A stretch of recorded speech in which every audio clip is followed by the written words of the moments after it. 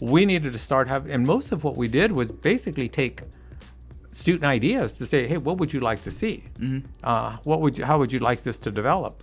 And we took those ideas to try to create a better and more synergistic community there around UCR. We're still working on that, but those ideas have come from students over the years. So why is it important to vote? To give your voice to the community, give your voice to an elected that would have some influence about the future of Riverside, and you would have that influence as well.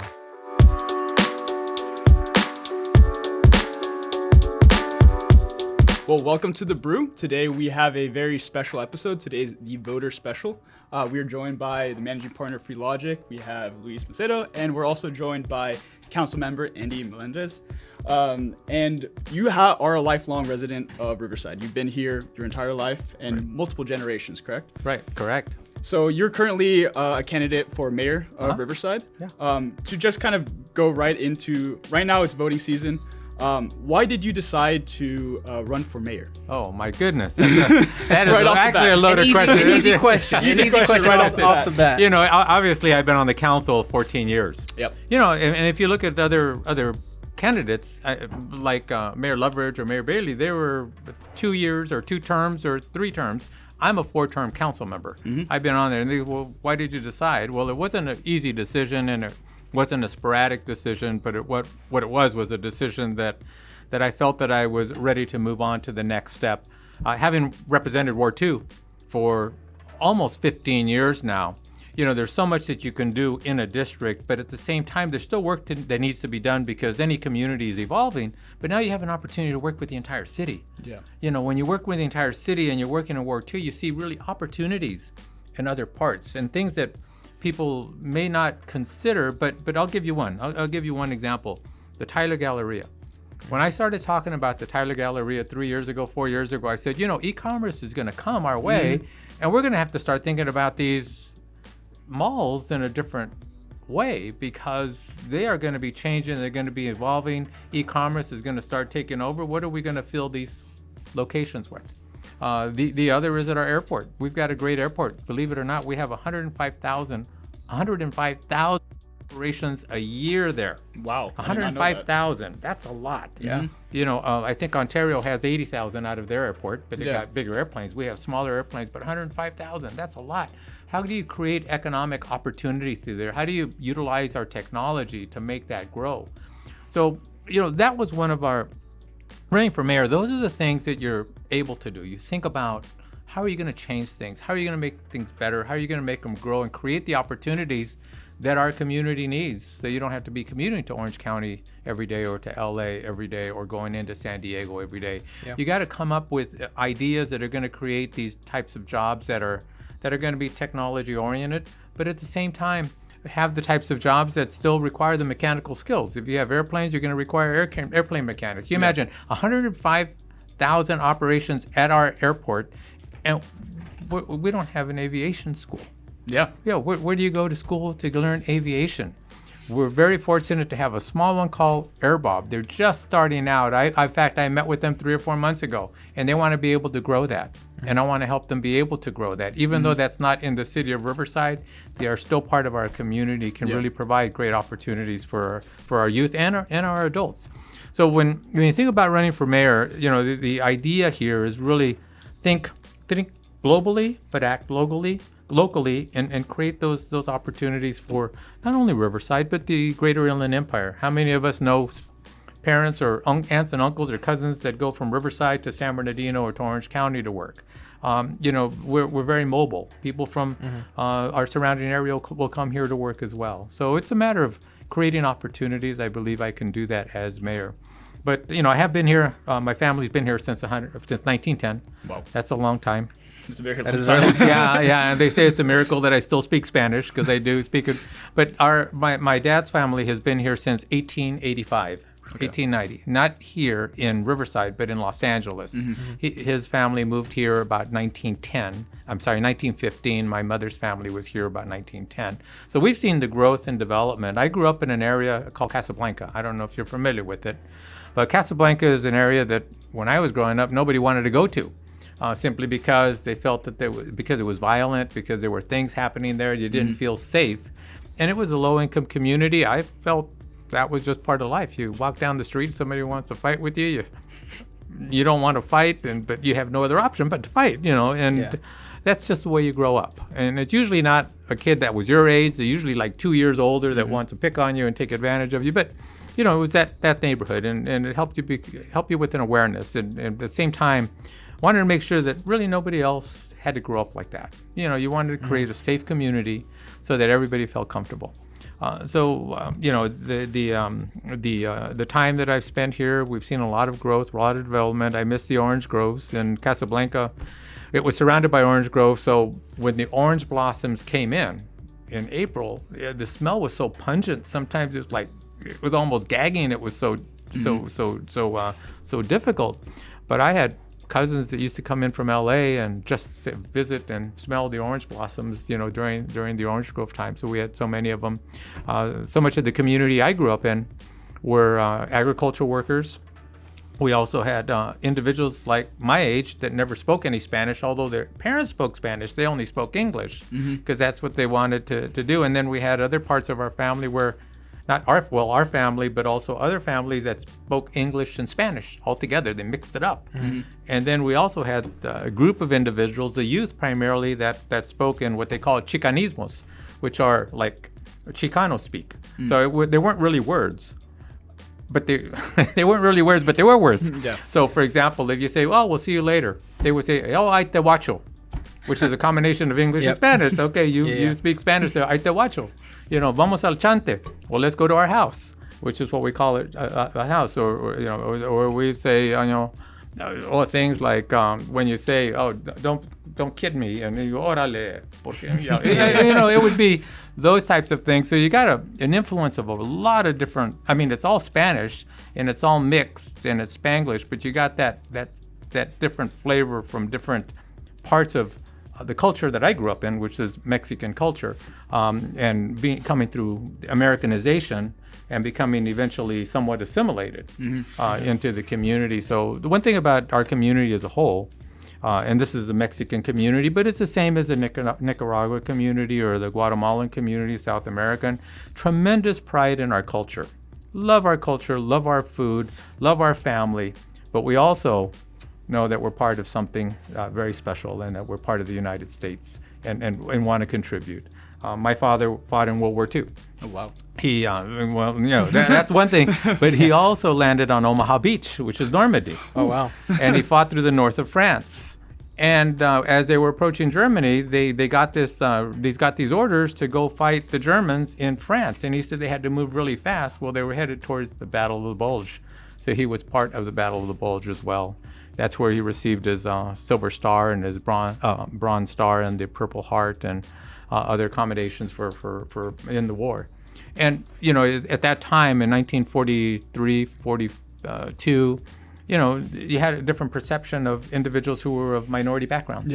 But still, he felt very compelled and very proud of being born here in the United States and fighting for the United States of America in France and Germany and Belgium and all the areas that he was fighting in. So that's a little bit about me and it's a little bit about my family, but we have been very proud Americans, but also very proud of who we are as individuals. No, absolutely. And I think that's fantastic.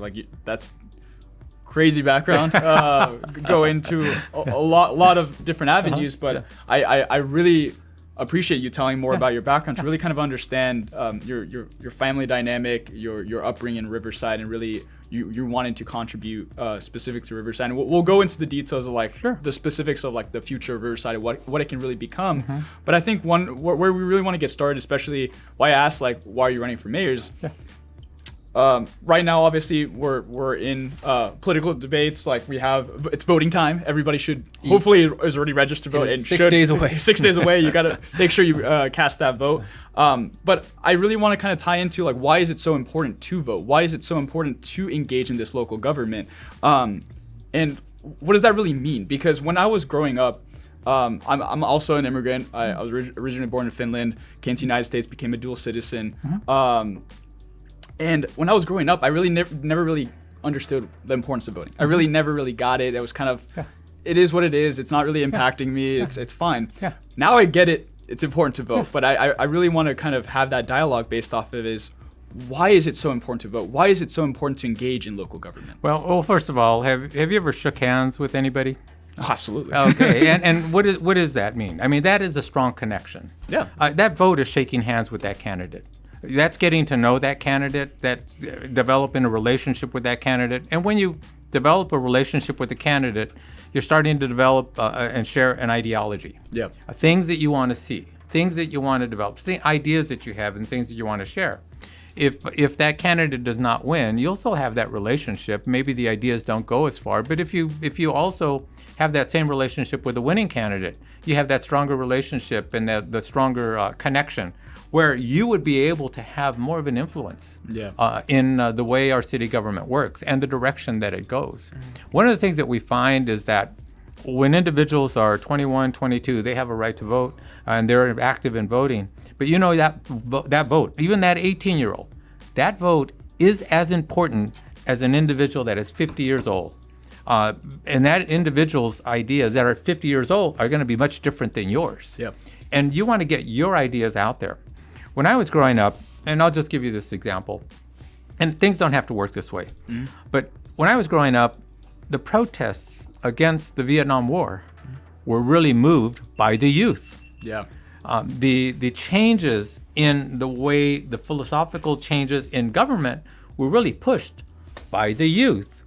And that's why it's important to connect with local government, because there are needs and things and ideas that the youth want to see. And when I talk about youth, I'm talking about 18-year-olds to about 35-year-olds. Yep. And, as a group, obviously there's different sections, because by the time you're 35, most people are, not all people, but most people are married. You might have a child. When you're 21 years old, you're still finishing up college. But those bringing together all those ideas to create a better Riverside and create a better community are so important. So why you should vote? Let me tell you that anytime you walk out your front door, if you live in the city of Riverside, you're looking at things that the city is responsible for. The sidewalks, the curbs, the gutters, the paving on the street, the house that you live in, we have to approve those. The parks, the libraries, the museums, the water, the electricity, all that, we're responsible for the police department. And if you have voice or some idea of how you think those should operate, we want to hear from them. Or if you find fault with them or you want to see them strengthen, that's why it's important. You want to have voice in the community, and you want to know who your electeds are. And when you vote, usually when you vote, you'll remember the name of the elected you voted for. Yeah. Hopefully. Yeah, hopefully you will. It depends on the condition you were in when you did it. So if you vote and remember, you'll know who to contact, or you'll know where a starting point is. So that's why it's important. So let's just use the example of local schools.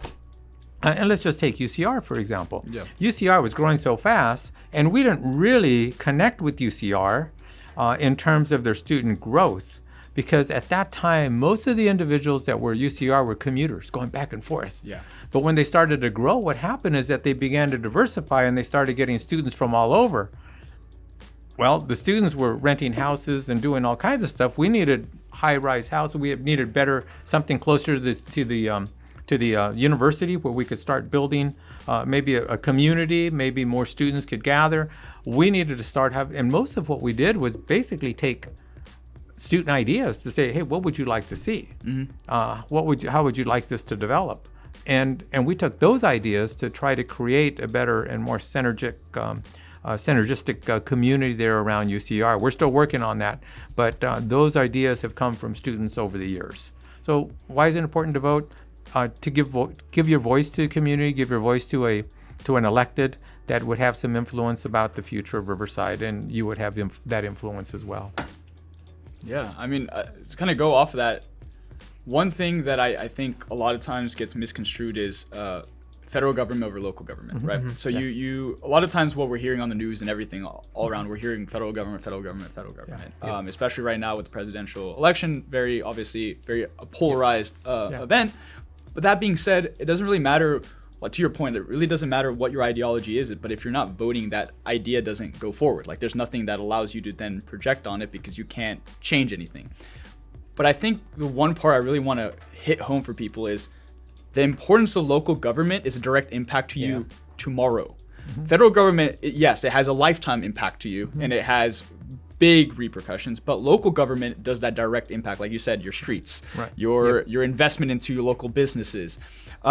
So one thing I want to kind of get at is, what would you say is like what local government can do that federal government cannot do? Well, first of all, one thing that local government, we have, you have complete access to your local government. If you need to call a city council member, you will have immediate access. So that's one thing. It's a city council member that you can see. He'll be here, he'll be there. I mean, he'll be all over town, or she'll be all over town. So you have that immediate access, and then you have an active ear from that. That's one. The other is that for small business, and I've had my business for 38 years now, a direct communication with small business. And I'll tell you, I also purchase properties. And when I had difficulties in a property that I owned downtown, I called my local city council member. I didn't call the state senator or, the federal government. I called my local council member and said, I need help with this because we've run into some problems. And he was able to take care of that. So that immediacy and that complete connection, we although we're slow in government, we work much faster than our state and our federal government. So it's immediate that as you indicated, that response from local officials. And also, you probably see us all over town. We're always someplace, whether it be at UCR or whether it's the other side of town or doing ribbon cuttings or, standing in front of the Fox Theater cutting ribbons and those types of things. That's what we do. And what we've tried to do over the years is try to create a great synergy in our downtown area. That's been city. That's been city government. And when you think about city government and what we have to do, we also try to generate revenue for our city. And our belief at that time was if we were to build the Fox Theater, and if we were to increase the convention center, and if we were to upgrade our municipal auditorium, we would be able to create an environment that would create more energy, entertainment for people to come down. And we do. We get a lot of people coming from out of town to come to those venues. Fox Theater is not open and our convention center is not open, but people are still coming out to the food lab, which is down there. We also have several of the restaurants that are still opening up and spend the time, the walk or the Mission Inn for the Festival of Lights. Those are revenue generating events that really help our city grow because we reinvest that money into the community. Yeah, I think that's honestly like a massive thing to hit on, this idea of like not just reinvesting in the community, but reinvesting in the community in a way that makes sense for that community. Like obviously you're not going to reinvest it in a way that would make sense in a downtown Los Angeles. You're reinvesting it in a way that I think makes a lot of sense for the downtown area. You're bringing everything close to this, like in this little bubble that is walkable to anything. So I could go watch a play at the Fox. I could go to watch a concert at the auditorium if I wanted to, and I could go eat at the food lab in a really quick kind of succession like that. Right. And I think thinking about it in that way, it also I think touches on the point that you brought up, where you're not just going out there and doing the thing because you think it's going to bring some benefit to the city as a whole. Rather, you're asking small businesses, you're asking people who reside within the city what they would want to see, and then make the changes that you think best reflect what the actual populace wants. Correct. Which I think is something that at least I know that we as younger people in the city of Riverside, we appreciate is something to where I don't have to go to, a Pasadena. I don't have to go to a Claremont. I can stay here and give back directly to the community and give back to the economy of the community that I think helped me to kind of be where I'm at now. Right. I'm glad you talked about that because it's interesting. I started in 2006. I was elected in February of 2006 as a city council member. And one of my most challenging area was the East Side community. Had bad hotels, bad liquor stores, and badly run nightclubs. And the question became, how am I going to change this? How are we going to move this to a better community and a quality of life community? And my background is sociology. That's what I am. I'm a sociologist. And then I'm also a counselor. So I'm an academic counselor is what I in the school. So if you need to know what your next class needs to be, I can tell you. Got it. Get your bachelor and your master's degree. But that's my background. So when we started working with the community, with the East Side, I thought, gosh, how are we going to address this issue? We had gangs, we had shootings, we had people shooting each other up. It was really, really, really challenging. And I thought, well, where am I going to start? So what I thought was, well, let's just talk to the community and figure out what they want.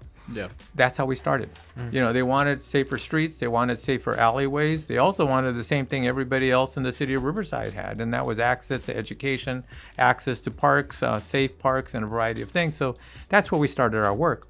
And then we also knocked down these hotels and knocked down these bad liquor stores and then closed down these badly run nightclubs. But when you do that to a community or you do that with the community, what happens is that there still are voids. You still need to replenish those. And one of the things that the school teachers basically said back in 2006, when I used to go out to talk to them because I wanted their input to see what their children needed or what their students needed, they basically said the schools are taking away our arts. They're taking away the music. We don't have arts and music. That's the first thing that goes from the budget. So I thought, well, that maybe there's something that I can do to make this work for everybody. So what I did is took a little time and reached out to a few of our departments, and I came up with this thought of, why don't we work together with our park and rec department?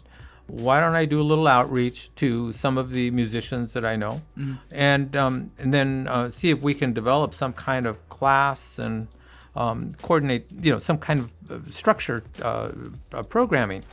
Well, the very first thing that we came up with, this was only about 5 months after I started, was, believe it or not, in the East Side, this rough and tumble place that nobody really wanted to go to, was an opera program.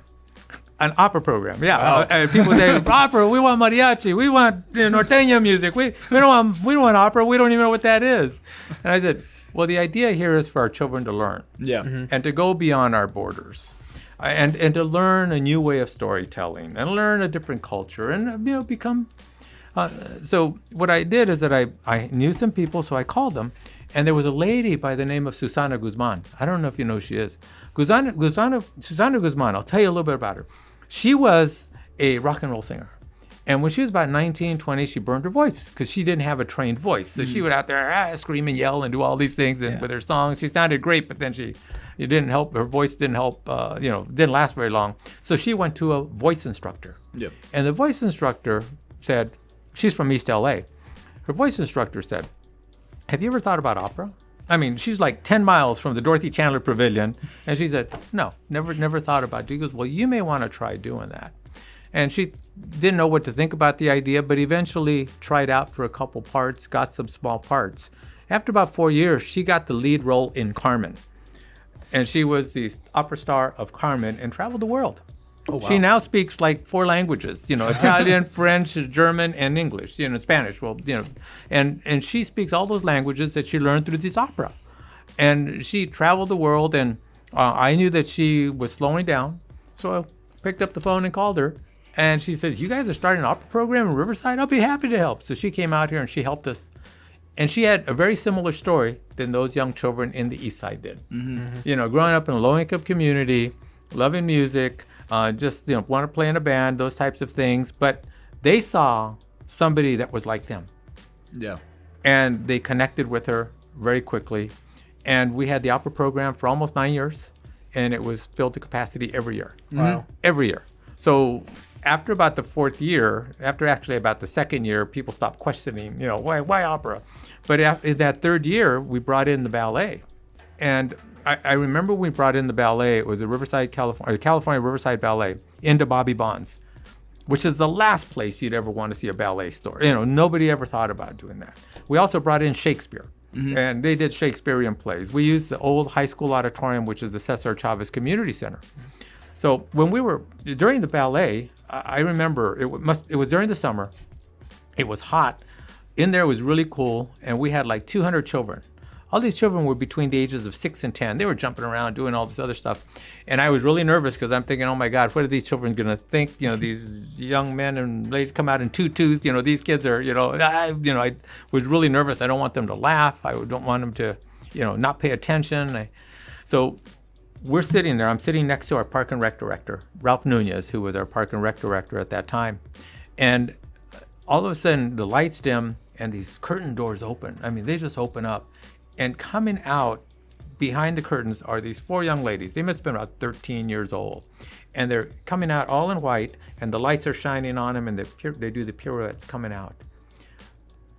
I then realized that none of the kids are jumping around talking. And I turned around to look, and all the kids were just mesmerized. They were just looking. Some were smiling, some were staring. Some of them were just kind of, like didn't know what to make of it, but were happy. And then I looked to my Park and Rec director, who was sitting to my right, and he says, I would have never believed it. Ballet and Bobby Bonds and Cesar Chavez. And when you think about it, it would have been the last place that in that time that anybody would have gone to learn or to see ballet or listen to Shakespeare or have opera. Now, with the development, I'm the founder of the Riverside Arts Academy, where you learn violin and cello and everything, and also have the ballet. It's one of the first places you go. Yeah. Which is a community transition. You completely transition a community from what it was to what it can be. That same thing can happen with Riverside.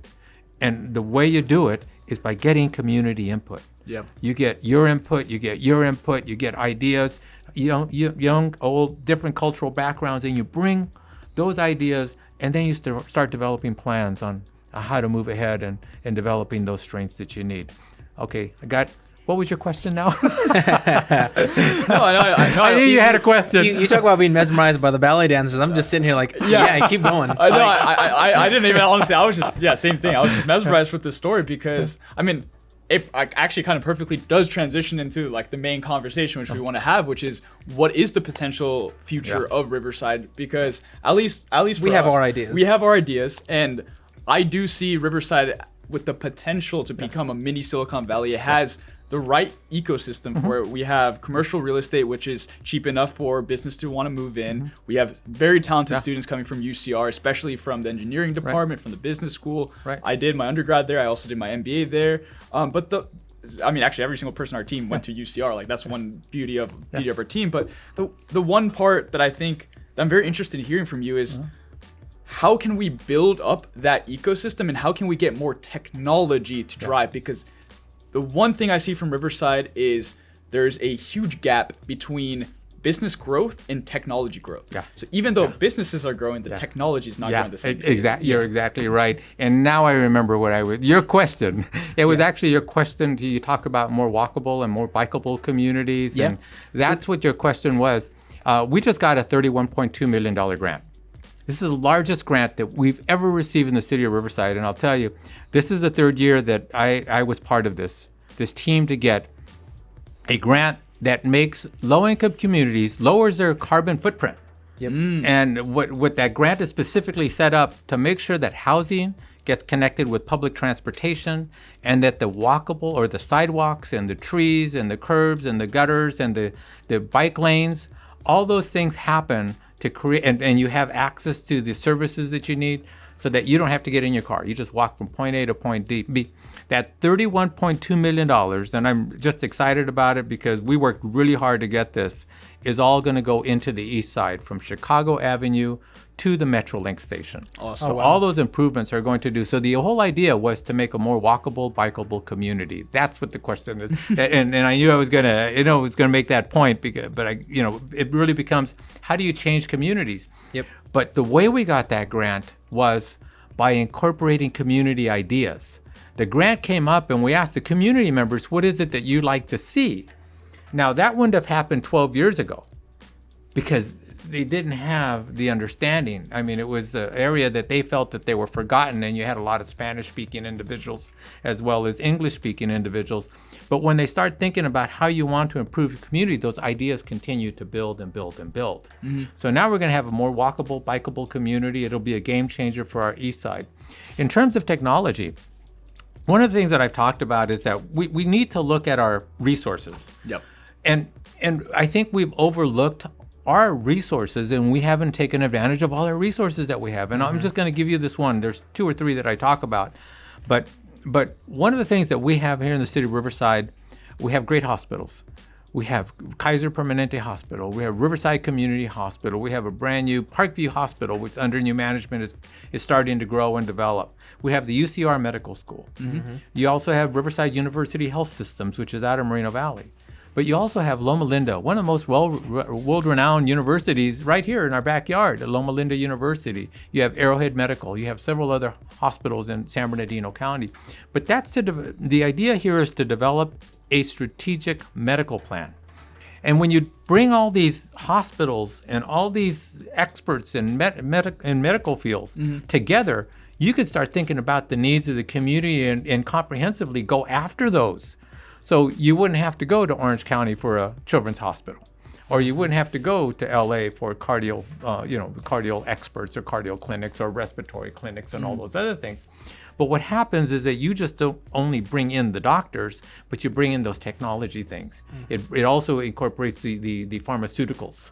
That's just one part. I mean, that's just one part because, as you know, medical field really has a lot of electronics in it. I mean, so many of the machines you get hooked on, you're going to need the repair, technologies, but all those things come all together wrapped up. And that's a very underutilized industry that we have here in the Inland Empire. And we so often go out of town for those services. We need them here, and we can develop them here. But the idea for that needs to be much broader than just Riverside. It needs to be the Inland Empire. Absolutely. Yeah. The other is medical. I mean, the other is legal, the legal field. City of Riverside is the biggest city in the Inland Empire. We're the largest city. We have 335,000 people. And we have every level of court system. We have the federal, we have the state, we have the county, and the municipal courts. We don't even have a law school here. We don't have an ABA law school. I mean, how can that be? San Bernardino barely has one. I think University of Laverne has one of their classrooms there, but they're LA County. But for the most part, if you live in Riverside or San Bernardino County, there's no ABA law school that you can go to. We should be able to have a law school here, but it's not singularly just the law school.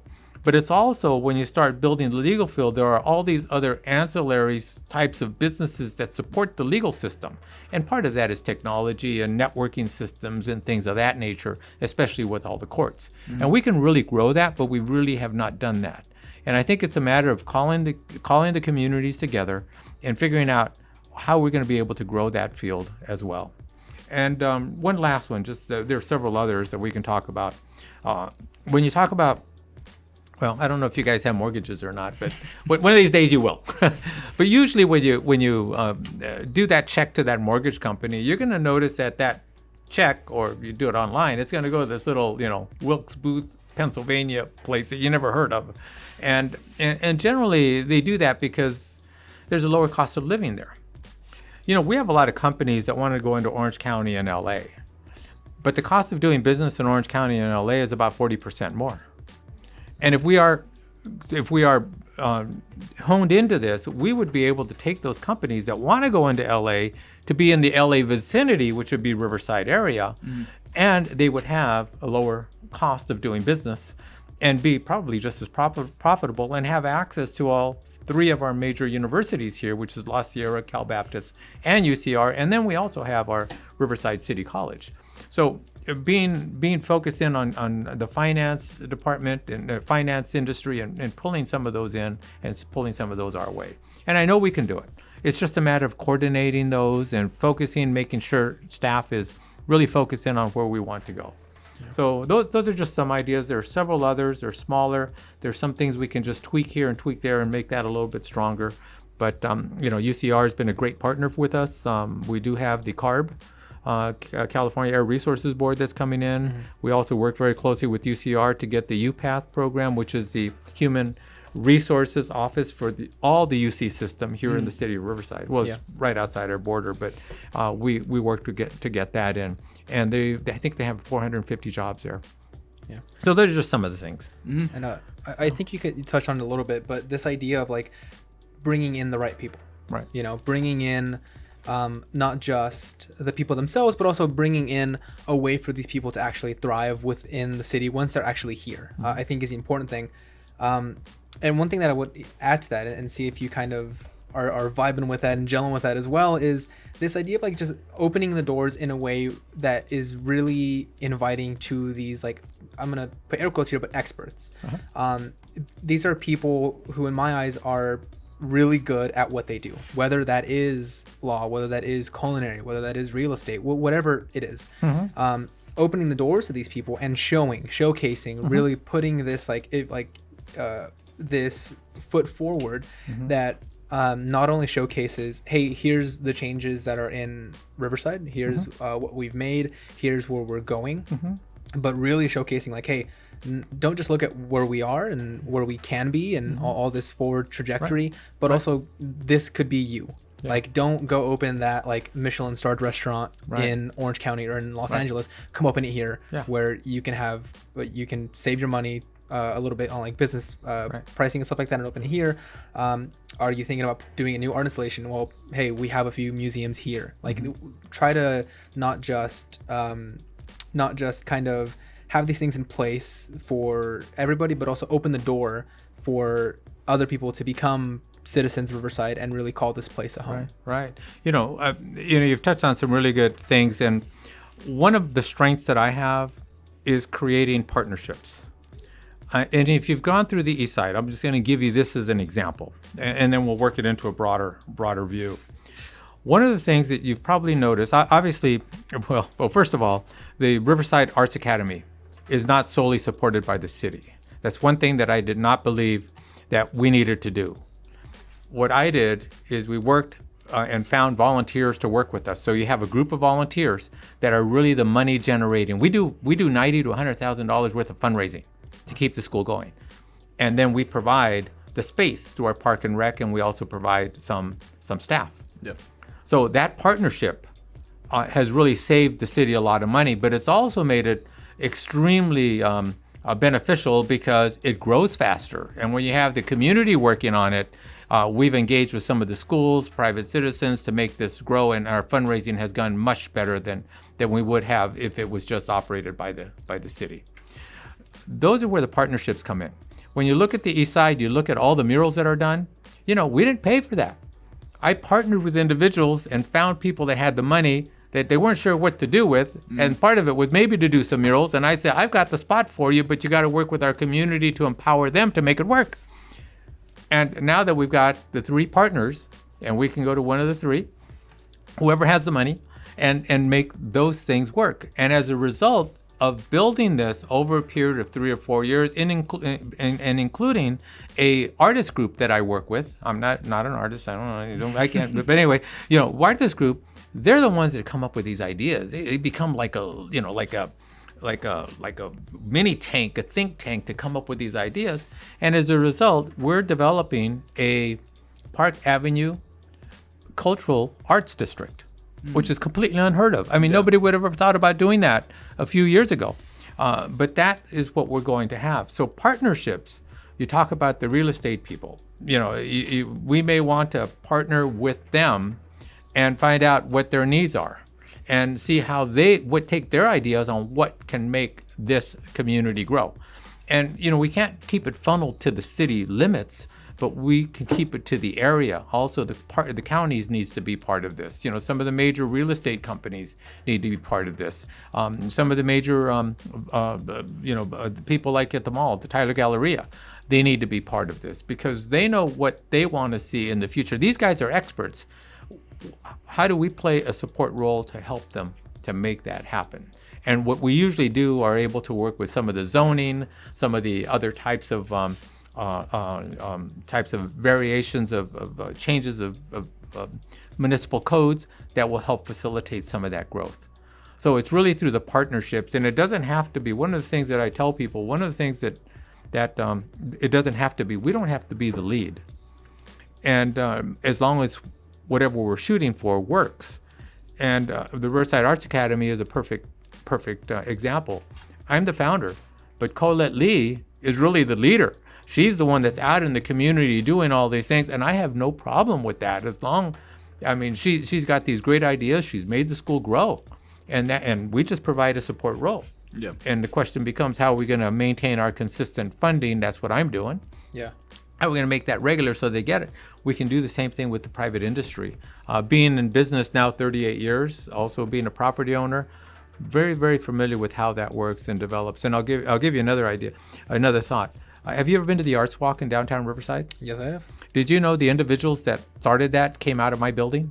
Really? Yeah, it came out, and I'll tell you, what I did is that I bought an old building, and the building was built in 1886, long before any of us were born. I rehabilitated it. The city gave me all kinds of problems. They wanted to eminent domain it. They wanted to do all these other things, but I fought them, and eventually I kept the building. And all I did was rent to artists on the second floor. I have 10 units up on the second floor. I gave them cheap rent. I didn't tell them anything. I said, hey, you want to rent this? We have these spaces. Yep. With their synergy, they came up with the idea that they wanted to start an arts walk. They partnered with Back to the Grind, Erica's Back to the Grind. They also with Division 9 Art Gallery, and also with Mark Schooley, who is the Riverside Community Art Association director. Those four came together and said, yes, we can formalize this art walk. And after 3 years, then the Arts Consortium connected with them, and it continued to grow and grow and grow. Those are the ideas that don't require any city involvement, but it's done by the private industry once you've given them or allowed that opportunity to happen. Yes. If you keep bogging it down with all these rules and regulations, it's not going to happen. Yep. But that's what private industry does. And, in terms of government, we really have to minimize any obstruction to that growth. So that's how it works, and that's how I believe it should work. And it might be because I've been self-employed for 38 years, understand the private side, but I also understand the government side. Yeah, and I think it's important having. You put any group of artists in a room together, and you're gonna get something out of it. And in this case, it was. I mean, what I think is one of the coolest experiences to have, besides the Festival of Lights in the downtown area. Right. When you go and actually see and contribute directly to these artists. You're not going like online shopping, you're not doing all this stuff. You're looking at the person that made it directly in the eyes, and you're saying, I really like this, I want to buy it from you. Right. So I appreciate that came out of you. And I do appreciate you also saying, kind of removing, first off, identifying that, businesses often will have sort of a self-preservation mentality, obviously, and that might sometimes be to the detriment of a community. So I do like that you are saying, let's just take away some of the stuff that shouldn't be there, that limits not just businesses that are already existing within the area to reevaluate themselves in a current economy and kind of push forward in new ways, but also allow for new businesses, new ideas, new forms of business, new ways to do things, new ways to think, to not just kind of exist behind someone's mind, but be able to be birthed and actually start within a community, and hopefully with all of the incentives and all of the sort of push and go ahead from the city, stay in the city, not just get created here, like oftentimes happens, get created here and then leave to Orange County or leave to Los Angeles County. Instead, feel really at home here, which also touches on what you said with the artists. And I think the big takeaway here for me is, and I mean, in a lot of ways, I've been in the creative field. Like I've done photography, I've done all that kind of stuff. And one thing I can tell you, especially coming from a creative, is when you feel like you are in complete control of your art, that and within your community, that is when you love your community. When you feel like you live in a city and you can't create something there and actually have the freedom to create something there and showcase it within that community, that I think is when you get to a point where you just say, I'm just going to move somewhere else that not just one appreciates my art, but also will allow my art to thrive, and allow my creativity to thrive. So being in a place, and I like that it's at your forethought there, is like allowing creatives, whether that's artists, whether that's, I mean, everybody's a creative. Right. Regardless of who you are, what you're running, an accountant is a creative in a lot of ways. Right. You're laughing. Debatable, but- You're laughing, but it's true. Yeah. Well, you can be creative with the way you do your taxes. There you, so, okay, I'll all give right, you there you that. go, there you go. Everyone is a creative, whether you like to admit it or not, even an accountant. But it's allowing that to thrive. It's allowing not just me, like if I was a creative, not just sitting down in a city and going, this is where I come to work because it's not my house, and now I'm gonna go home and I'm gonna sell my art online. Instead, I'm going, I'm coming here because this is where I feel like I can create something, not just for myself, not just for my community, but for kind of people at large. Yeah. And I think that, I don't want to put words in your mouth, but I think that's kind of the vibe that I'm getting from it. Yeah. And I really appreciate that. As someone who, and I think Val, you can kind of speak to this as well. We are of a younger generation, so we are coming at this in a way that's very much like a lot of things. Like a lot of things that we see, we maybe don't agree with 100%. Yeah. And we have kind of a mentality of like, well, that needs to change. Right. And I think that the way that happens is kind of one of our mottos here is just kind of leveling the playing field. Is the way that happens, is not allowing somebody because they are in X position more advantages because they're there and they've been there. Instead, allowing those opportunities, those advantages for everybody, regardless of time in the game or time in the actual community itself. And I think that's awesome. Well, as you're talking, and this is just an example in ideas, but one of the things that UC Davis did, University of California, Davis, what they did is that they opened up a coffee bean roasting class. And you just learn how to roast beans. Most students would think, oh, it's easy, it'd be fun. And it's probably one of the most difficult classes they have because it becomes very scientific on how you do it. But let's say, and we can look around the room here and say, each one of you, would you like to learn how to roast beans? And when you learn that skill, you would have 5 different ways that the individuals are going to grow that idea. Some will do it with art. Some will do it with music. Some will do it with libraries and books. Some will do it in a variety of different ways. But you plant that seed and provide that opportunity and then provide that freedom to think on how you're going to develop and work that beans. And it may not even be surrounded in beans and stuff. It may be just the specialty of bean itself that you can improve or find different creative ways of creating these coffee drinks. But when you allow that opportunity to grow and develop, you're going to see a lot of benefit from it. Well, one thing that I have noticed when I go up into that area now, you'll see a lot of small businesses have their own bean that they're selling in swap meets or flea markets and those types of things. They've developed their own business, and they may have another spot, but selling it at the local farmers market might be just see an outlet to give them some more exposure. But when you think about those types of ideas, they grow and they really develop and allow those that are interested in that industry to thrive and really create opportunities. We have a culinary art school here in Riverside City College. We don't have a bean roasting thing. We need one. We need one. They've got everything else. They have the baking and the breakfast and the lunch and everything. Why don't you teach them how to roast beans or brew beer or do those other things? I mean, and that kind of goes into one point that I'm very bullish on, which is UCR has a lot of talent and they have a lot of opportunity to create a lot of startups. But the one disconnect is that UCR students generally are first generation students. They don't want to take that risk, first of all. And second of all, even the students that graduate, they don't technically want to stay in Riverside because there's not the jobs that Gen Z wants to have, which is like in tech companies. And as we talked about, like, there might be the law, there might be medical, those exist, but students never are really gravitated unless they go to a law school prior to. So one thing that I've really wanted to see, and we've been pushing this for a long time, is having more opportunities for young entrepreneurs to have less risk to get in the game. They should still have risk because you can't build a business if you have no risk. But having incentives. So for example, if a student entrepreneur wants to build a company, getting initial capital, for example, on early stages, so that post graduation, they can actually pursue that startup venture and get involved. Because as of right now, I still, even though it's actively getting built out, I still see a very big disconnect between UCR and the city when it comes to entrepreneurial activities. Right. So at UCR, they're building programs. They have Launchpad, which I participate in. They have iCore. They have great programs. But after you graduate, you're still kind of on your own. And that's the one thing I would love to see is an incentive system, get these young entrepreneurs, because that's how Silicon Valley happened. It's young entrepreneurs that are very much want to find these problems that Riverside has and then solve them.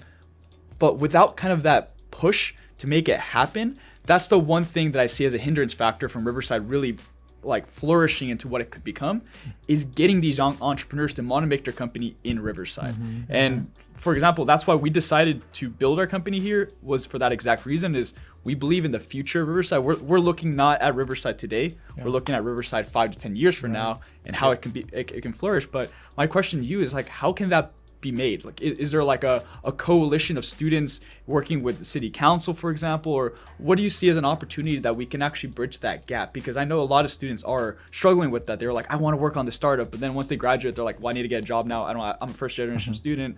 I don't have money. I can't afford to do this. So how do they go about that? Right. You know, and that you pointed that out. It's the partnerships, and usually it's the mayor that usually establishes those partnerships. You know, and it really depends on the individual, especially if you want to do it citywide. The idea of growing and developing students that want to go beyond what they have. One of the most challenging thing about any business, and it seems like the students have less fear than, for example, myself, who started my own business when I was 28. Yeah. And I had 2 children and a wife, and I was leaving a good state job to hopefully be successful in this. My wife was not really happy about it. She was really nervous about it. But you know, how do you really start developing those ideas? And one of the thoughts, and this is, I'll give you an example, especially since I mentioned the culinary arts. I asked, why is it in your curriculum that you don't really have classes on how to start your own business? You know, and provide the students ideas of what, even though they may not start it immediately, but they will have some idea as to what it's going to take to be successful. Should they have 5 years in the industry and want to break out on their own, and you need to start that preparation early. You know, one of the complaints that I've had is that when I was going to high school, we used to have auto mechanics, we used to have metal shops, we used to wood shop, all those things. Those are gone. They're completely gone. The high schools they're gone. We don't even have it at our local colleges. I mean, we have a CNG, which is a very good program through our buses. We have a photography program, a few others, and we have the culinary arts school. But we need to expand those vocational trades, and those are the diving boards. Those are the launching pads for future you know, vocational skills levels. But you also need to teach that component of self-employment. One thing that I've been very fortunate is that my grandfather had a small store, so I knew something about being self-employed, just because he was self-employed. But a lot of the students don't. They don't really understand liability or, you know, what it costs to open up something. And once you become familiar with it, you become more comfortable with it. So you know what you need to do, next steps. And we don't do a real good job in preparing that. I think the schools need to help, and we also need to be a part of that as well, and helping to grow that. So you're absolutely right. That's one of the things that I think Riverside misses, and one of the things that we need to start developing. We talk about partnerships all the time, but sometimes it's not just partnerships, it's, you know, teaching within the system that we have and broadening that opportunity. Yeah, I mean, like the one thing I would add on to that is, for example, like when we started Free Logic Media, one struggle I had was like exactly how to structure it, for example. And even having somebody providing pro bono work or educating people, the business structure and how you should make it. Should it be an LLC or an S corporation? Should it be a C corporation? How you should set it up. I know we have the SBDC and they do help in certain areas of that, but in very early stages when you're building a business, that's a costly mistake. So for example, right now we're Free Logic Media LLC. We're going through a rebranding process, and we're going to incorporate and become an S corporation, because I started learning tax code and I started learning why it's important to become an S corporation for what we want to do in the future.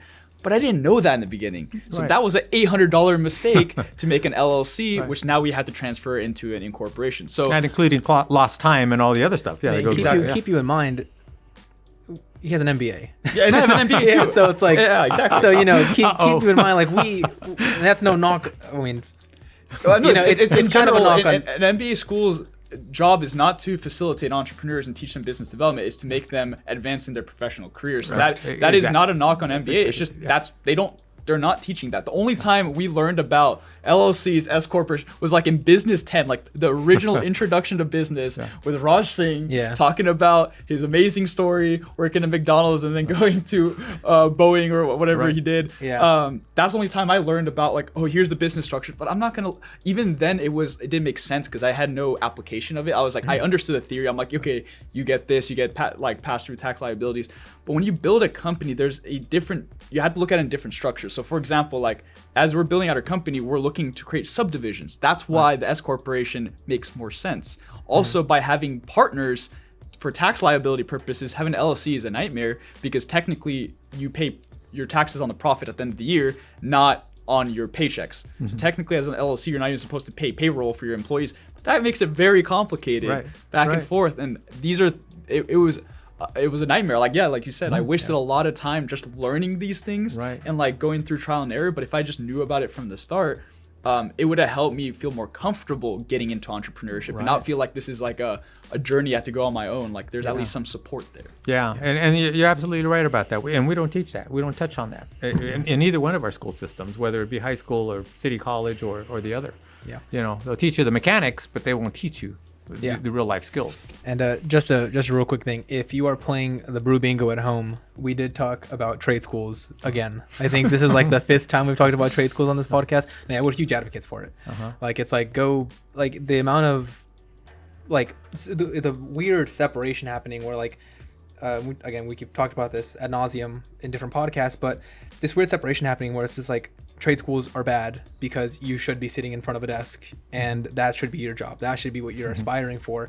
When in reality, absolutely not. Like we need trade, whether that's plumbing, whether that's electrical, whether that's welding, aviation, whatever it is. Like that's really, really important for a city and for a city to grow and for a city to have small business because they start like most people who work in trade will turn around and start their own practice in some way, shape, or form. Yeah, it's really interesting. I'll be driving down the street, my car will break down. I have my bachelor's and my master's degree. The mechanic. Okay, tell me who's the smartest one now. Tell me who the smartest one now is. Fix my car. Yeah. How much is that? It could be very expensive. So vocational schools are so important because they do provide. They provide a great living. And I know individuals that are auto mechanics and have done fantastic at it, and whether you're a welder or whether you're a carpenter, you can make some good money doing that. And also, what you're finding is that even the tools in these industries are so. When you talk about a CNC machine, the computerized numerical control. Milling machines. Those things are amazing. Yeah. You have to be a technician to operate it, but you also have to you have to have a good eye on milling and machining to understand what you're doing. They definitely are. They definitely are so important to our community. So I would encourage that to start developing. That's something we really can't do as a city, but the schools need to be, I think, more away from the academics. Keep the academics, but really broaden it into more vocational programs. Yeah, the application is everything. And I think the last part for like allowing Riverside to really flourish and become something powerful is literally why we built our company here, which is Riverside lacks the understanding of technology and digital implementation to grow the business. So what I mean by that is, for example, I know a lot of businesses that don't even have a website. When COVID hit, they had no way of creating an ordering system. They didn't have marketing out. They don't leverage social media. They don't have technology leverage data to understand how to grow their business. These are things that are lacking in knowledge and haven't been implemented. And I think that's the last piece that really has to hit home when it comes to Riverside to grow in the Inland Empire as a whole, is that you go to LA, there's going to be ad agencies on every corner. There's going to be digital marketers on every corner. You're going to have consultants at Deloitte and all these major consulting. You go to Riverside, there isn't any. There isn't any well-known companies. There are small ones, and that's, once again, we found that opportunity, and that's why we're filling in that gap. But Sure. I think that's the other piece, is that it's not just building the business. It's building the business in the modern era, and it's scaling it in the modern era. So learning, like, for example, I there should be like training programs for small business owners to learn how to like leverage a website and grow it. There should be training programs to how to leverage social media, how to create a booking system. These small things are literally why some businesses went under at the start of right now, still as we're going through COVID, Exactly. is because of lack of information and knowledge. So I think that's the other piece, is that it's not just enough to build the companies, it's to make sure that they're up to date and they're catching up to the trends. Because if they're not catching up to the trends, you can build as many businesses you want, but they're going to grow and then tumble down, grow and then tumble down. You know, that's, you know, the one thing that when you're talking about not making that turn or not making that transition, I think one classic example is you take the Sears department store, which were all mail order stores. I mean, they did everything mail order, and when technology came in, they didn't take it seriously. They didn't, but Amazon did. Yep. And you know, boom, they're way on out there. So with this company, we have here, where do you hope to take it? I mean, where do you want to go? So I mean, I mean, if you Flip the want script, huh? to want to Hey, go, wait, hold on now, hold on. Here. All right, let's have a nice conversation about it. Val, do you want the? Here's the thing. There's Val's point of view, which is very bullish, aggressive, visionary style, and then unfortunately Nikhil can be here. He's the other partner. He's the realist. He's like the realist, and then I try to rein in both of them and bring them in towards the middle there. Yeah. You know, my biggest fight in my business was also with my CPA. Yeah, she There we didn't want go. me to spend any money. I'm like, what? You know, we got it. You know, but anyway, yeah. But go ahead. Yeah, man. What's where do you see the company? So I mean, so our major vision is we won our entire approach is leveling the playing field and getting companies to get to the next level. So for example, from web development, from digital strategies, so leveraging what the modern is for marketing, business growth strategies. That's one thing we want to implement and really help Inland Empire like foster growth. But our ultimate goal is actually to build micro startups. So through the capital gains that we're going to build as a company, we're going to reinvest into micro ideas. And the reason why that's so important is because what I was talking about with the lack of financial application for like college students. So for example, I have a bunch of ideas for how to help out barbershops. One of our first client was JBiz Barbershop. It was started by a UCR student. We're now co-owners of that barbershop as well. Barbershop traditional business has been around for centuries. But the thing is, a barbershop, by just us building them a web platform and digital strategy, we're able to triple their profits in the first year. Just that small of a tweak. Because now, how do students find a barbershop? They go on Google and they search barbershops. They look for fade haircuts. They look for these things. They found it. We also built the ecosystem so that when people go on their website, they can see that these barbers speak Spanish, they speak Mandarin, they feel comfortable with that individual prior to going to it. So it's connecting the digital world with the real world. That's what we want to push forward. But the micro startups really come from, since we work with so many different businesses, I see problems with them all the time. So even for like a barbershop, by having a capital pool, we can invest into creating a booking system software, which then we can hire UCR computer science students to build that micro startup, give them equity into it, but then grow that idea. That's what we want to do, is build these micro startups in the gaps that exist in the environment, because the ecosystem can't solve it on its own. It requires where you're talking about these partnerships. So right now we are partnering with activities with like UCR Office Technology Partnership. We're a certified vendor of their startup toolkit. We are partnering with Caravanserai, which is the nonprofit organization trying to help nonprofits in this local area of Foster. So we want to build that coalition and build that ecosystem, because our ultimate goal really is to show that Riverside can become a startup hub. But it requires that understanding of the modern, the new. So that's our vision really, is to be able to really foster these startups. Yeah. So even this platform, the idea here is to really showcase the talent that's coming out of the Inland Empire, startup growth, entrepreneurial growth, and also talking about things that tend to be taboo for older generations. So for example, we talk a lot about mental health. We talk a lot about failure. Failure used to be a thing that people never talked about, and we want that front and center so people understand that every successful individual went through multiple failures to finally get to their ultimate goals. So that's our grandiose vision, is really consulting, but then fostering the growth, reinvesting that capital that comes from businesses paying us for services to then build more business opportunities for younger generations to foster in Riverside. It's all about allowing. So why do you want to hold them back from that? Well, no, he wants to do this in like a year. So that's what I'm holding back. Calm down. That's what I'm holding back. I'm saying let's think about 3 years. He's saying 3 now, but this was after a lot of convincing. That is at the end of the day, leveling the playing field, and then just giving opportunity, giving resources to these people who Riverside is full of geniuses.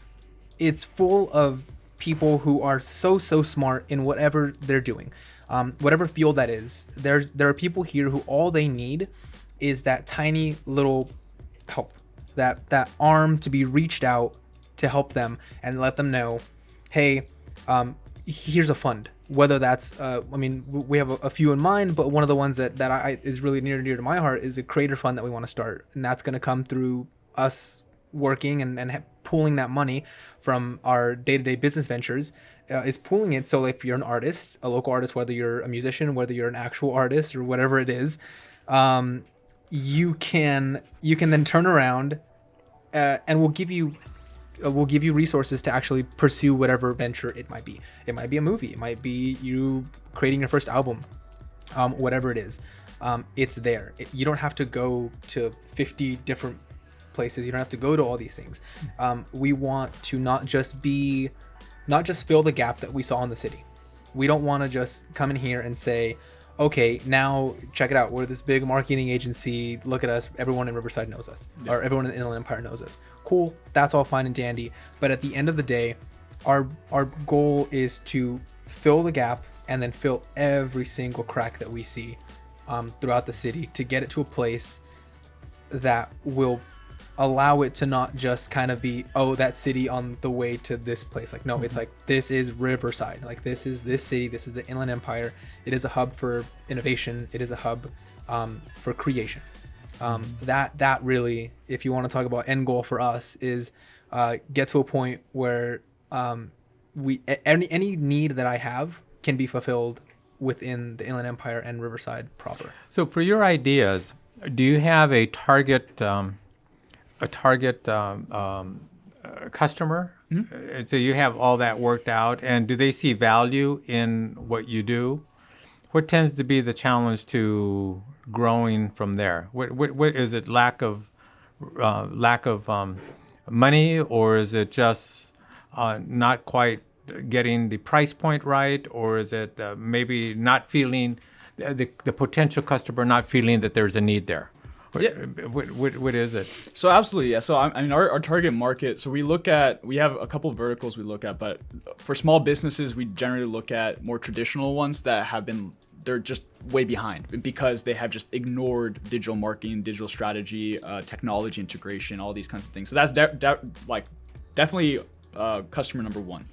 The thing with them is small businesses, especially those that are older business owners, don't always understand the value behind something. So for example, if I told you that in order for you to succeed, you need a brand new website, that website's not going to be a $1,500 that your granddaughter can create for you using Wix. This is a platform that you can scale out, and we're going to run an SEO strategy, so when people Google anything related to your business, they're going to find your business.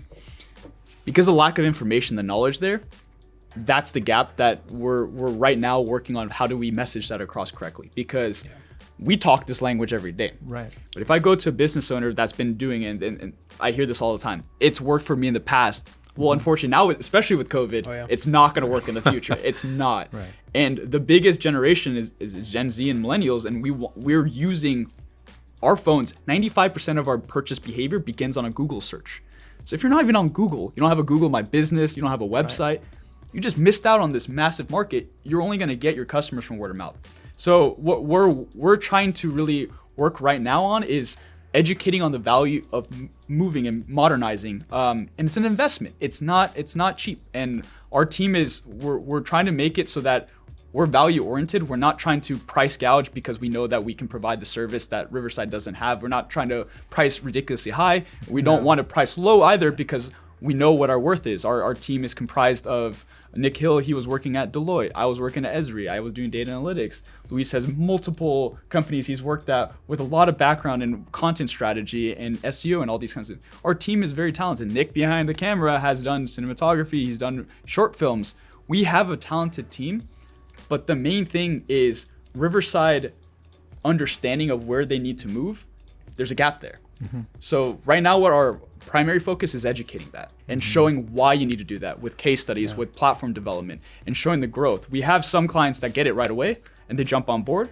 And there's other ones that are like, yeah, I get it, but can you do it for cheaper? I'm like, well, you can go for a cheaper route. Go ahead, you can go that route, but they're also just gonna make your website. We build a strategy for you. So we'll make the website, we'll create your SEO strategy.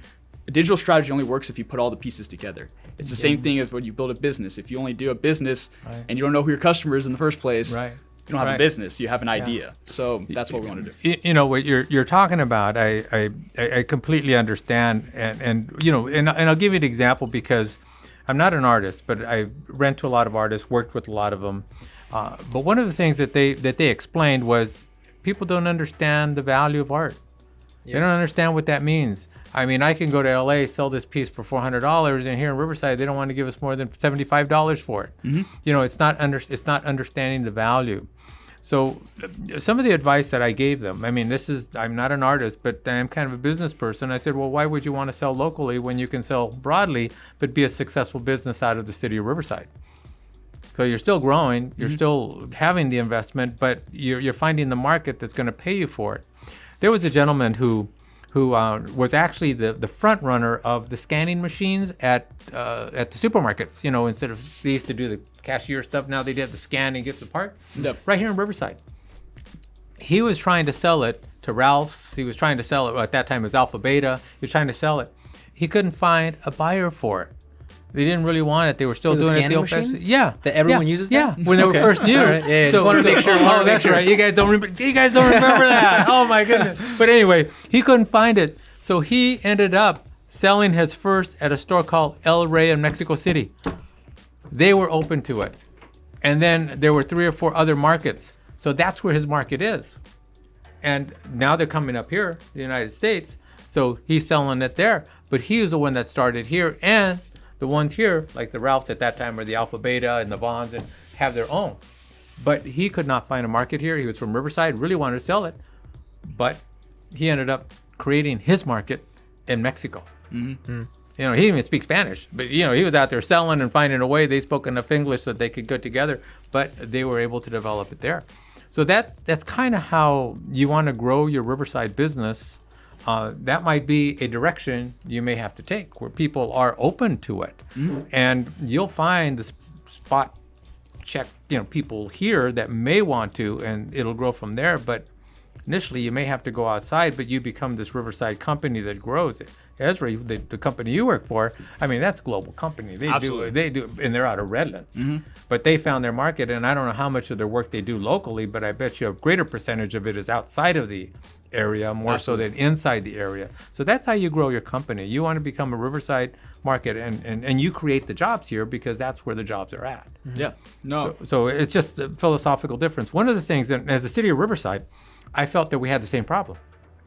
We have 9 sister cities. We have Ensenada, we have Cuautla, we have one in Jiangming, we have one in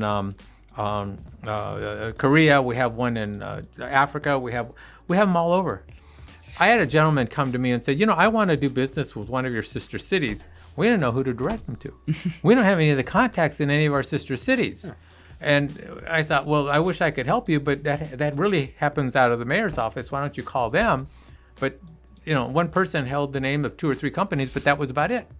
You know, if we want to be a global company, we have to think globally, or a city, we have to think globally and, again, act locally. One of the things that I've suggested several times, and I'm going to continue suggesting that we do this, is that we need to have an international relations office in the city of Riverside. That's how you become global. You know, for business or for new people moving into the area, they have to have a connection with our city. But we also have to have the opportunity or partner with the local chambers that are able to have those connections, you know, beyond our borders.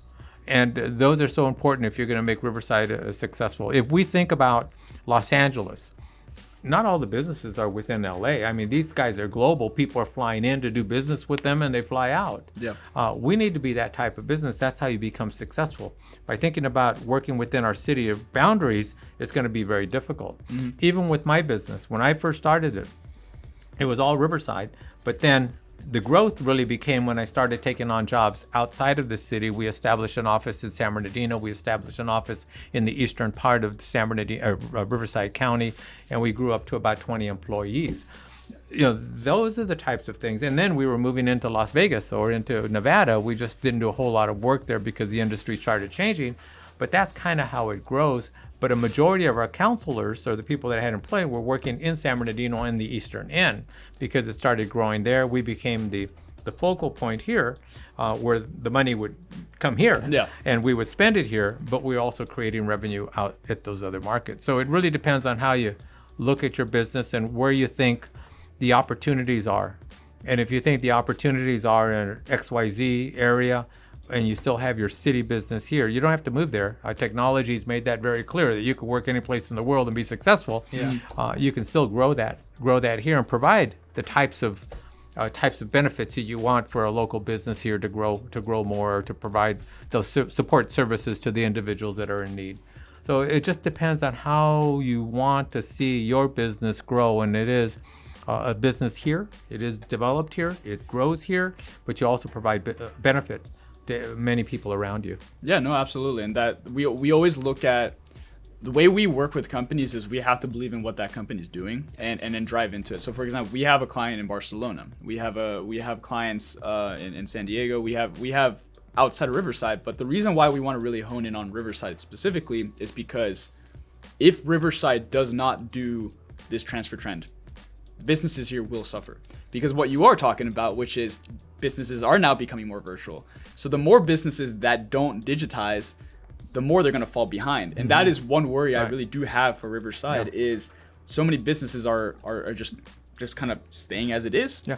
And they're going to have that rude wake up call because as you brought up, like Amazon is very interesting because Amazon's entire strategy is acquisition of smaller businesses to just kind of cycle in. You have to be very careful because a company like an Amazon can then reinvest into something that a local business here does, do it way better, way more efficiently, more capital into it. And that business just failed because they could not build a wall around them. They couldn't build a shield around them, something that called a moat, which really protects that business. That's what we want to do is help shield these Riverside companies. Obviously, to your point, not all the money's here. So that's we have to, as a business, we have to survive and we're going to have to look at clients elsewhere. But we really want to help build that moat for Riverside businesses because we see Riverside has the potential to really foster that growth and become a really strong Los Angeles, strong Silicon Valley. But it has to have that certain aspect which is lacking, which is that technology, which is that digital strategy, which is that modernization of that business. And I think it really touches on this point that we touched on at the beginning of our conversation, which was creating this moat and building the city out in our minds, obviously building the city out in a way that protects it from any other industry disrupting kind of thing to happen. Have it be forward thinking, have it be progressive in the way that you're not just a reactive city where it's like if something happens and you have to just scramble around and figure out what you're doing, you have everything's on fire in the background.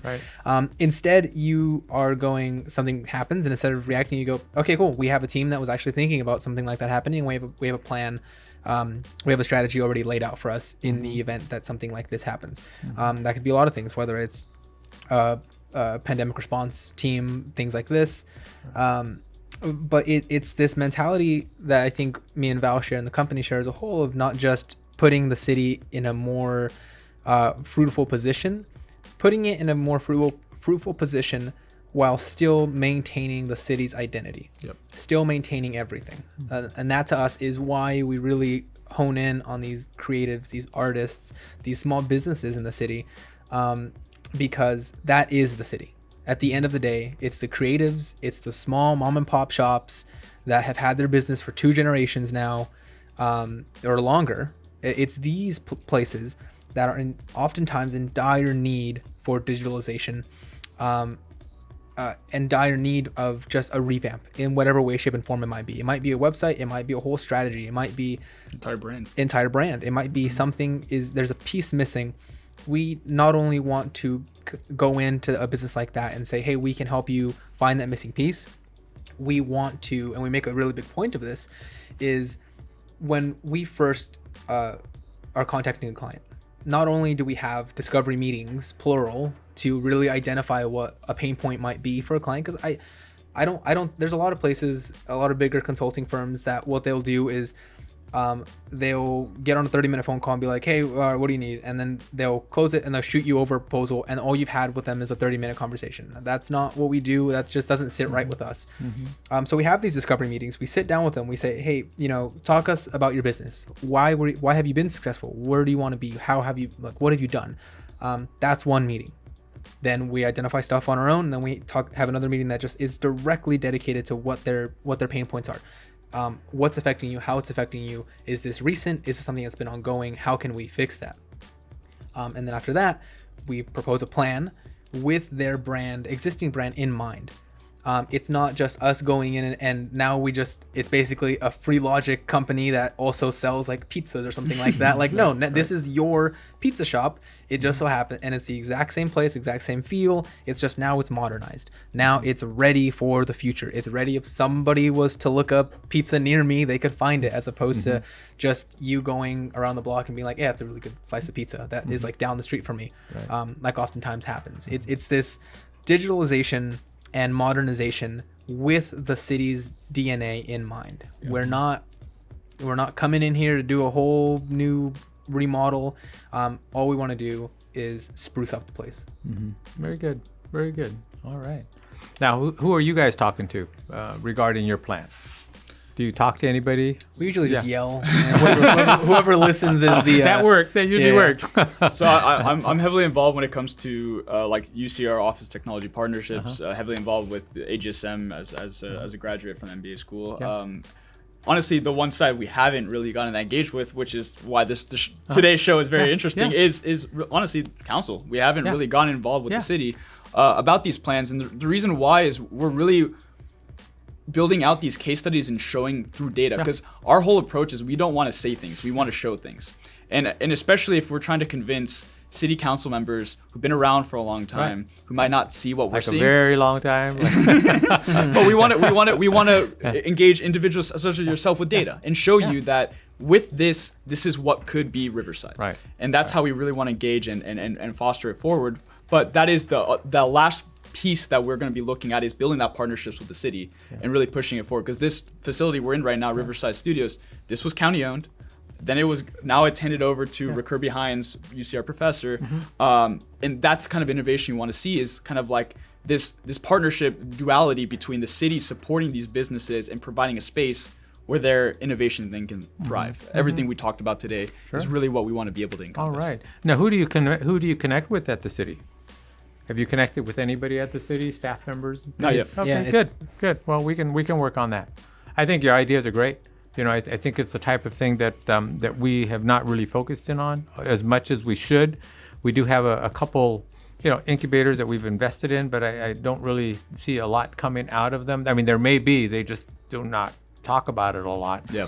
But I think it's something we should be able to grow, especially with the importance that technology is playing now in our whole, our whole city and our social networking. And, we do more Zoom meetings than we ever did 8 months ago. It's just amazing. And I know that part of the technology is going to continue to improve. So, we'd be happy to sit down and talk a little bit more and see what we might be able to do.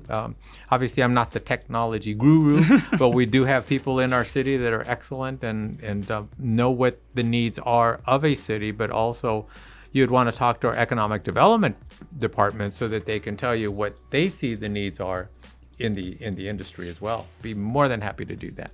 Absolutely. No, we very much appreciate that. Yeah, well, very good. But I think today we had a very fruitful conversation all the way from voting all the way to then. But the way that we'll end the show for today is we'll give you a last kind of platform chance to say whatever you have to say to our Oh my specific goodness! audience. You're gonna give a politician all this time, yeah. right? So that's your camera there. All right, there I am, right there. Well, it really. First of all, thank you so much for the Absolutely. invitation. It Absolutely. really is a pleasure to be here and talk with you about your ideas, and also getting to know me as an individual as well. I think it's important that when we get to know each other, it's that handshake that I was talking about. Absolutely. You make that connection, and now you're connected with an elected, or you're connected with the city of Riverside, and what you feel that you want to see happen in the future. Thank you, Brittany, for the invitation to come out. It's been a real pleasure speaking with these young men, and these guys have done an excellent job, I'm sure, with the video and the audio on this. But as a city council member, I will tell you, just reflecting on my 4 terms as city council members, it has been probably the most exciting thing that I've ever done. Now, keep in mind, I started my business in 1982. And we've seen it grow. I developed offices, actually became we did financially very well. But this job has probably been the most exciting because you're able to make transitions and able to impact groups of people's lives. It doesn't work very fast, but it really does make a difference in the city of Riverside, and it impacts community members just significantly. As your mayor, I would definitely continue the growth. Continue the innovative approach to how we're going to address the growth of Riverside in the future with the universities, all universities growing, whether it be Cal Baptist, University of California, Riverside, and our city college and La Sierra University. We need to keep up with it, not just in housing, but in jobs and those development. Two of the economic ideas that I shared with you aren't the only ones, because we really need to develop others, and most importantly, those students coming out of the university systems and having them feel connected with our community so that they can continue to work and live in the city of Riverside. I can only tell you as the city council member for 14 years, we've seen tremendous change. We think about the Riverside Renaissance, which was a $1.6 billion investment in the city of Riverside that really gave us this bounce, which allows us to fix the Fox Theater and expand the convention center, as well as fix up the things that needed fixing up throughout the city of Riverside. That investment was so important. That investment has now got to shift to private enterprise and help the small business owner grow and develop and create new ideas and new avenues for our city. So I'm very interested in talking with you again. And Absolutely. hopefully next time I talk to you, it will be as a mayor. Hopefully. In the next 7 days, we'll find out. And we'll just keep our fingers crossed, and hopefully it'll work out. And if not, it'll be as a city council member. See what we can do as a city council member as well. Absolutely. So thank you so much for the invitation. Really do appreciate you inviting me here, and look forward to some continued conversation and another cup of coffee at a later time. Yeah, definitely. Absolutely. All right. But yeah, thank you, Andy. Appreciate it very much. As for those listening for today, very much appreciate you helping us get to the 50 followers we wanted to get to on Twitch. We also will be having our next show on Saturday at noon. It's going to be with Jonathan Javier, who is a UCR alumni, founder of One Salting. So it's going to be a very interesting conversation. We're going to talk about leaving tech companies in the middle of COVID-19 to build startup companies. So it'll be a great conversation there. But yeah, definitely follow us on all our social platforms, Free Logic Media across the board on LinkedIn, Instagram, YouTube. Also, big shout out when it comes to UCR MIS for helping make this event happen. So definitely follow them on their socials. You should probably throw their socials in the chat just so that everybody can follow them. But yeah, we hope to have continued conversations on this, and hopefully we can make Riverside continue to flourish and become this fantastic place we want it to become. Well, Absolutely. great. All right. Fantastic. Thank you, Eddie. Thanks for the invitation. Yep. We're going to do this again in Spanish, right? Sí. Cut. All right, Spanish.